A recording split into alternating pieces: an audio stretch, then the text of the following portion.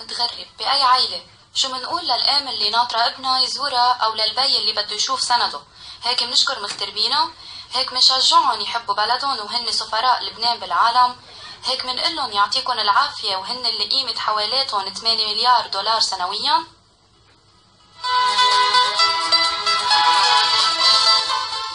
باعتراف السياسيين والاقتصاديين انه لولا تحاويل الاغتراب البلد كان اعلن افلاسه من زمان. ما بيستحق منا المغترب لفتة من شركة الطيران اللبنانية الوحيدة الميدل ايست حتى نشجعه يصيف بلبنان. وعلى الخط مباشرة معنا منسق تحرك الاغتراب اللبناني جورج يونس.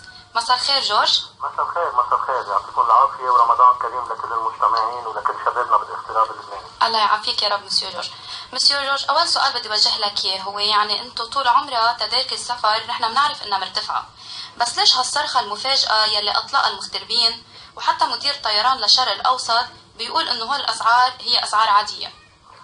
خلينا أول شيء ننظر للاغتراب على انتشاره وعلى حجمه بالعالم.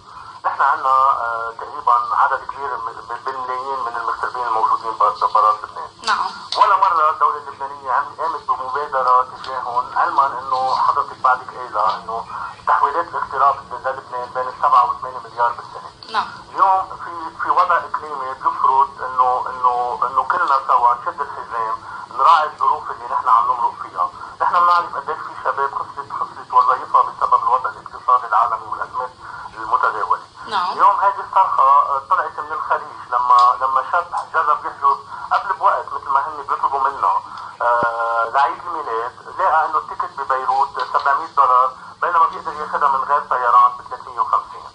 ونحن اجمالا انا بحكي كمغترب عشت 20 سنه برات البلد، عندنا هالقد محبه للبنان. هالمحبه بنشوفها لما بنشوف علامه الميدل ايست على المطار. وين ما كنا بالعالم بتعطينا دفع، بتعطينا اندفاع.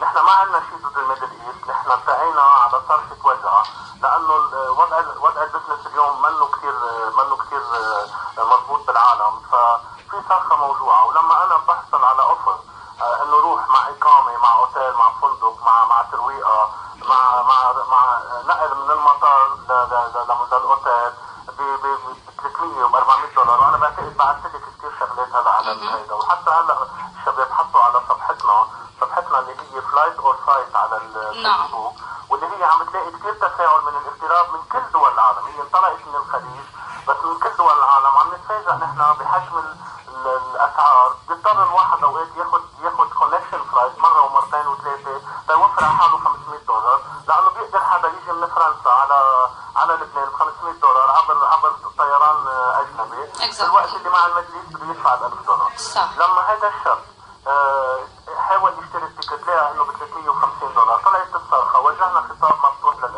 للميدل ايست عبر السوشيال ميديا، ما حدا تفاعل معنا، ما حدا رد علينا. نعم. اتبعناه بخطاب للسيد محمد الحوت، كمان ما حدا تفاعل علينا. صار في حكي بين الشباب، صار في تنسيق، طلعت الصرخه عامه بكل الخليج لانه الشباب هالقد موجوعين من جميع النواحي، بالاضافه لوجعهم بحكم غربتهم عن البلد. فهيك كانت الصرخه. طب مسيو جورج، بس رئيس مجلس إدارة الطيران للشرق الأوسط قال استغرب هو بحملتكم ونفى أنه أسعار التذاكر السفر لطيران ميدل إيست أضعاف تذاكر باقي الطيران، وأنه ما بيقدر يرفع الأسعار بشكل مفاجئ، وأنه الأسعار بتختلف حسب أشهر السنة مثل ما هي معروف عالميا. هل هالشيء صحيح؟ بسوق التجاري عادة، بسوق التجاري في منافسة. اليوم إذا بدنا نحكي بحصرية فينا نقول ونتذرع بحجة الآياتا وبحجة الشركات العالمية وإنه نحن عاملين اتفاقات عالمية. هذه كل إنسان فيه يستعملها.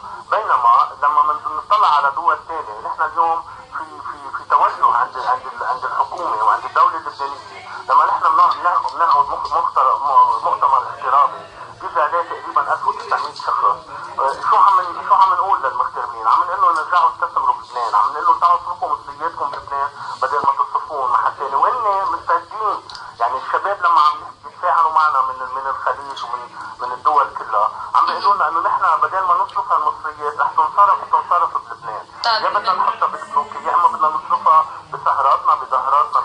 طيب مسيو جورج، بنكون عم نحرك الاقتصاد. يعني انت حسب كلامك انه انتم بس بدكم اسعار منطقيه ما اكثر من هيك؟ اكيد نحن بدنا اسعار منطقيه تنضل نجي على الميدل ايست. لما الميدل ايست بيطلعوا بيان رسمي